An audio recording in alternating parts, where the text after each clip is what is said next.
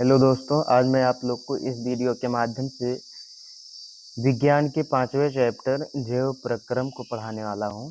जितने भी बच्चे क्लास 10 में हैं और 2027 में बोर्ड एग्जाम का पेपर देना चाहते हैं, बहुत ही ध्यान से वीडियो को पढ़ लें और इस वीडियो से इम्पॉर्टेंट प्रश्न, जितने भी प्रश्न बताने जा रहा हूँ, बहुत ही वेरी वेरी इम्पॉर्टेंट प्रश्न उत्तर हैं। इसका नोट बना लें तो आपके लिए बहुत ही फायदेमंद होगा। देखते हैं, 5वां पार्ट क्या है? जैव प्रक्रम। ठीक है, वह सभी प्रक्रियाएं जो जीवों को जीवित बनाने में, जीवित रखने में सहायता प्रदान करती हैं, जैविक या फिर जीवन प्रक्रियाएं कहलाती हैं। जैसे पोषण हमारा हो गया, श्वसन हो गया, उत्सर्जन हो गया, परिवहन हो गया आदि। तो सबसे पहले आज हम बताएंगे आप लोग को पोषण। क्या बताएंगे? पोषण। ठीक है, सभी जीवों को जीवित रहने के लिए तथा शरीर में होने वाली विभिन्न उपापचयी क्रियाओं को करने के लिए ऊर्जा की आवश्यकता होती है। जैसे कोई जीव है तो कार्य करने के लिए या फिर शरीर की वृद्धि में, इन सब क्रियाओं में किया जाता है।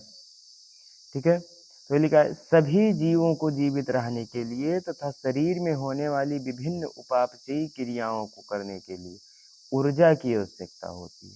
यह जो ऊर्जा है वो भोजन से प्राप्त होता है। ऊर्जा किससे प्राप्त होता है? भोजन से। अतः जीवों द्वारा भोजन तथा अन्य खाद्य पदार्थों के पाचन से पोषण तत्वों को प्राप्त करने की क्रिया पोषण कहलाते हैं। ठीक है, पोषण किसे कहते हैं समझ में आ गया? भोजन, जो हमारा शरीर है उसको ऊर्जा कहाँ से मिलती है? भोजन से प्राप्त होता है। अतः जीवों द्वारा भोजन तथा अन्य खाद्य पदार्थों के पाचन से पोषक तत्वों को प्राप्त करने की क्रिया को पोषण कहते हैं। पोषण की विधियां देख लीजिए। पोषण की विधि ये दो प्रकार की होती है, स्वपोषी पोषण और विषमपोषी पोषण। तो स्वपोषी पोषण क्या है? इसमें जीव अपना भोजन स्वयं निर्मित करता है। इसमें क्या है?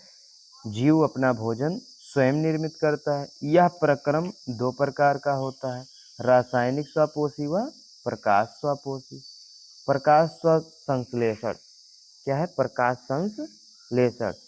इसमें हरे पादप यानी कि वनस्पति सूर्य के प्रकाश की उपस्थिति में पर्णहरित क्लोरोफिल की सहायता से वायुमंडल से कार्बन डाइऑक्साइड व भूमि से जल ग्रहण कर कार्बनिक भोज्य पदार्थ बनाते हैं।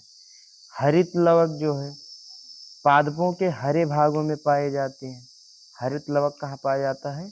पादपों के हरे भाग में। जैसे पेड़ पौधों का हरा भाग कौन सा होता है? ज्यादातर पत्ती। ठीक, तो उसी पत्ती में पाया जाता है हरित लवक।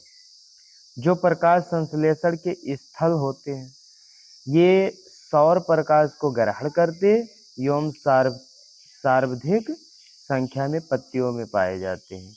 ज्यादा मात्रा में कहाँ पाया जाता है? पत्ती में पाया जाता है। प्रकाश संश्लेषण में निम्न प्रक्रम होते हैं: प्रकाश ऊर्जा का अवशोषण, प्रकाश ऊर्जा का रासायनिक ऊर्जा में रूपांतरण तथा जल का प्रकाशिक अपघटन आदि। दूसरा क्या है हमारा? विषम पोषण यानी कि विषमपोषी पोषण। स्वपोषियों के विपरीत कुछ जीवधारी अपने भोज्य पदार्थों का निर्माण स्वयं नहीं कर पाते हैं तथा भोजन के लिए अन्य जीवों या फिर स्वपोषियों पर निर्भर होते हैं। ऐसे जीव परपोषी कहलाते हैं तथा पोषण की यह प्रक्रिया परपोषण कहलाती है। ठीक है, अब चलो देखते हैं। परपोषी जो होता है ये 3 प्रकार के होते हैं।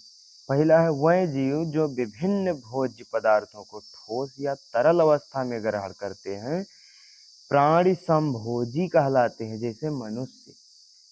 ठीक, दूसरा क्या है हमारा? वह जीव जो दूसरे जीवों या फिर जंतु या पादप को मारे बिना उनके शरीर में रहकर पोषण प्राप्त करते हैं, परजीवी कहलाते हैं, जैसे फीता कृमि, अमरबेल आदि। फिर हमारा क्या है? तीसरा, वह जीव जो मरे हुए जीवों से अपना भोजन प्राप्त करते हैं, मृतोपजीवी कहलाते हैं, जैसे कवक, जीवाणु आदि। अमीबा एक ऐसा जीव है जिसमें भोजन कूट पदार्थों द्वारा कोशिका झिल्ली में अंतर्गढ़हित किया जाता है। यह खाद्य रिक्तिका में भोजन का पाचन होता है। फिर आप लोग अब देखिए, यहाँ से बहुत इम्पोर्टेंट है, मनुष्य में पाचन, मनुष्य में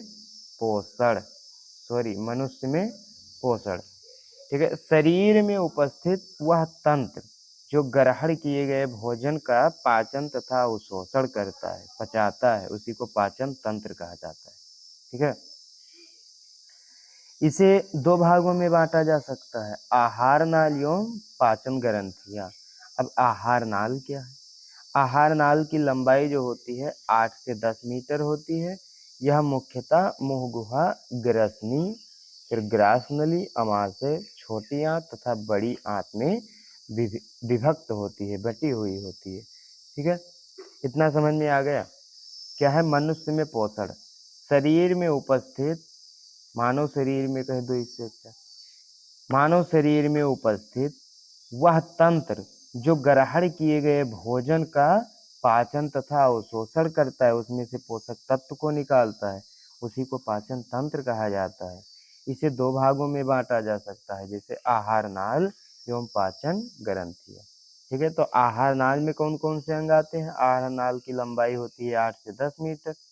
यह मुख्यतः मुख गुहा, ग्रसनी, ग्रासनली, अमाशय, छोटी आंत तथा बड़ी आंत में बटी हुई होती।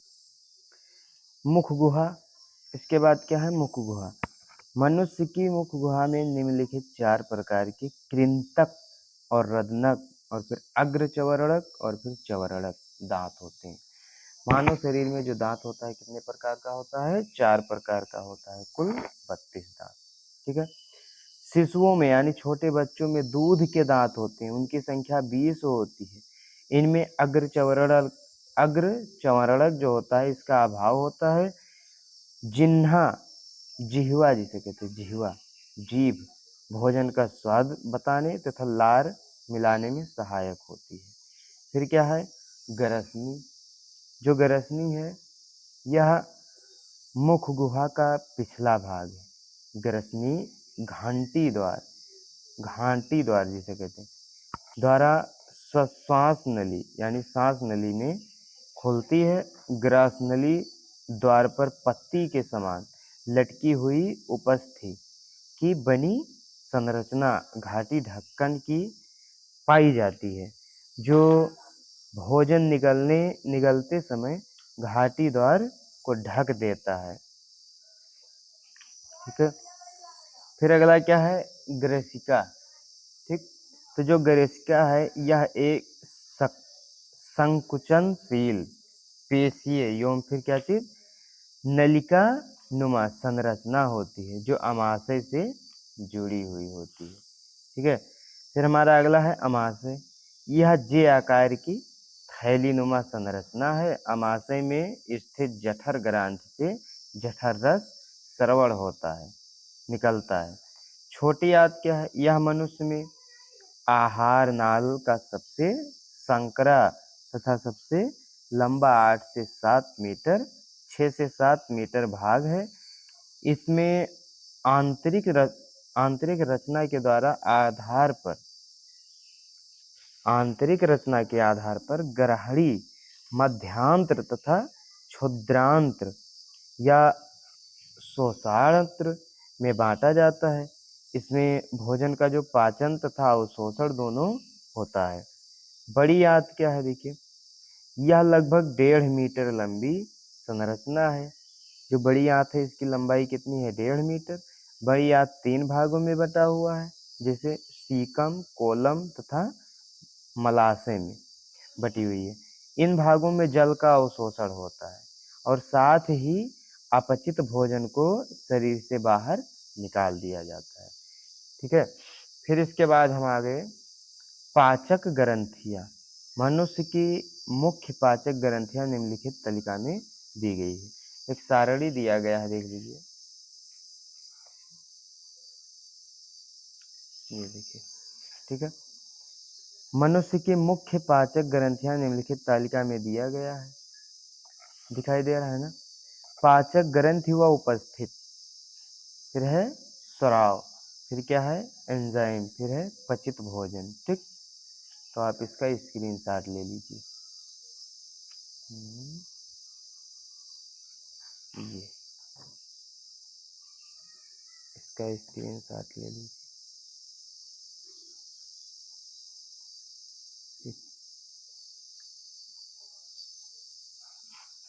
चलो, फिर अगला क्या हमारा श्वसन। पोषण खत्म हो गया, अब शुरू हुआ है श्वसन।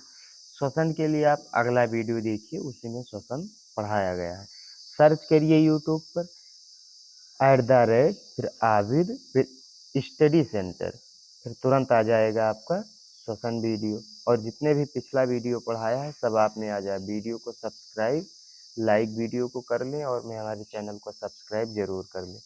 जितने भी दोस्त हित मित्र क्लास 10 में हैं उन तक यह वीडियो शेयर जरूर करें।